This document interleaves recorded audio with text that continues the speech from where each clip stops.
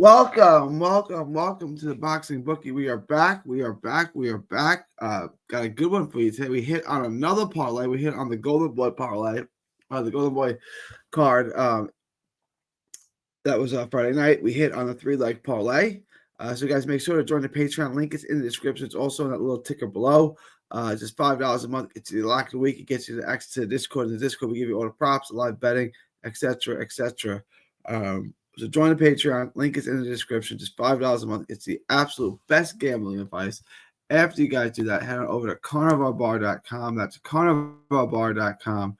Make sure to use promo code BOXING at the checkout. Use promo code BOXING at checkout to save 10%. It's a meal in your pocket. It's the world's only high-fat, grass-fed beef bar that replaces a meal while on the move and stores for years. Get your travel autonomy and freedom back. It's the nutrition of a steak, the convenience of a bar. carnivalbar.com. Use promo code BOXING at checkout to save 10%.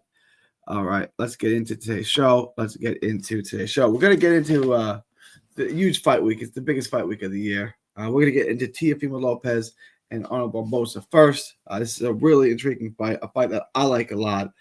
You got Teofimo Lopez, hyper athletic, explosive, gets sloppy and frustrated. Throws from a barrage of angles. His fight game is based solely on his athleticism. He's not the biggest thinker in there. He doesn't adjust exceptionally well. Everything that we thought we knew about him in that Teofimo Lopez fight was just like 5 years ago already. Perhaps we don't know. He's a front foot guy. He's ultra quick, twitchy, and athletic. He puts those combinations together.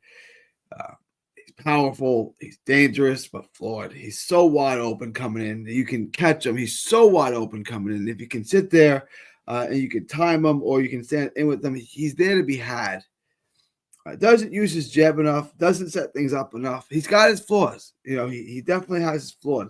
He uses head movements and feints to get on the inside. Needs to use that jab more. It's quick, and he used it in the Loma fight, but it's disappeared. And this is why he struggles with guys like Sandor Martin and Kambosos and some other guys. And he's got super quick hands. He can be real quick. The reflexes.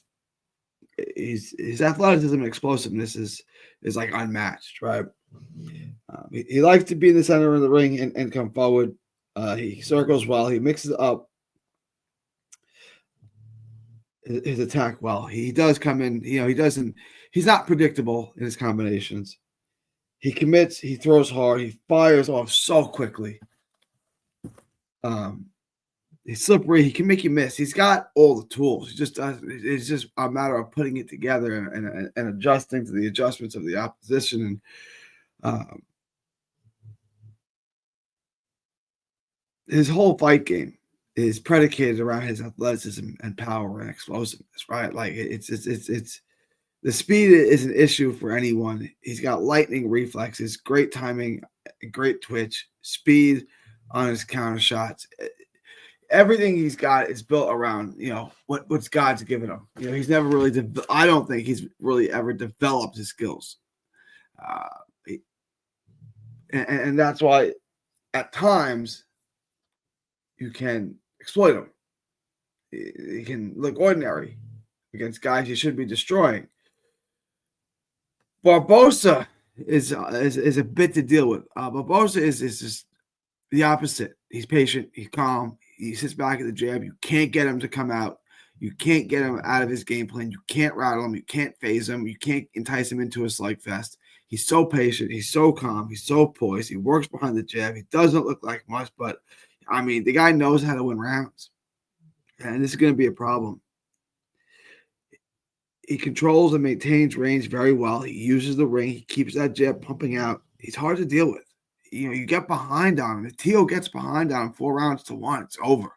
Because he's not going to he's going to have to try to get a knockout, and he's not going to entice Barboza into a fight, and Barboza is just going to out-jab him and win rounds. And it's he sat there in what was the biggest fight of his life with Catterall, and sat there and out-jabbed Catterall, and didn't open up, didn't look to engage, didn't take the bait, just sat there and said, I'm going to win enough rounds to win this fight, and that's what he did.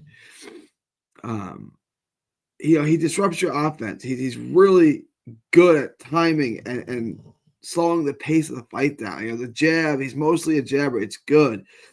He stays defensively responsible. He's behind the high guard. Doesn't open up and take chances. He uses the ring and the distance. He maintains distance so well.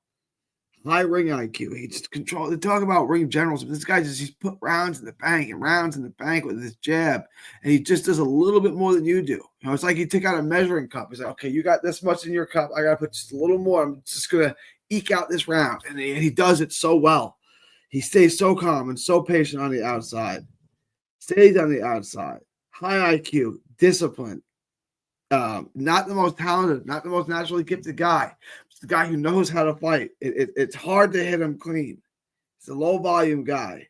The fight with Catterall is easily the most boring fight in like the history of boxing. It's not like that boring.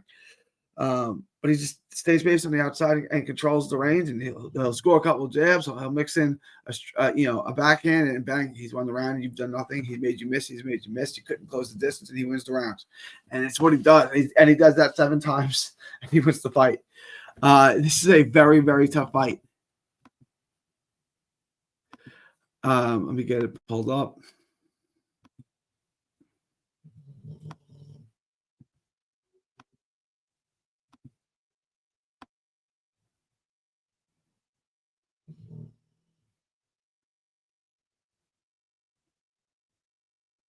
Here it is. The odds are a little closer than I thought.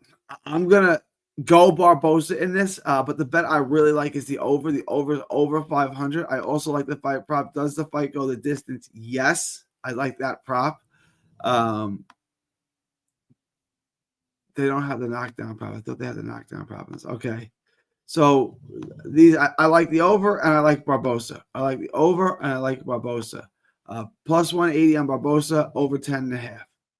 I'm leaning ever so slightly towards Barboza on the money line here.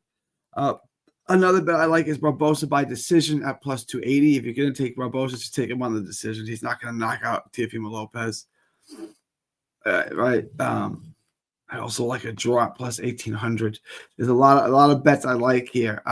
My prediction on this fight, I would put something on a draw, but I like Barboza ever so slightly. I love the over.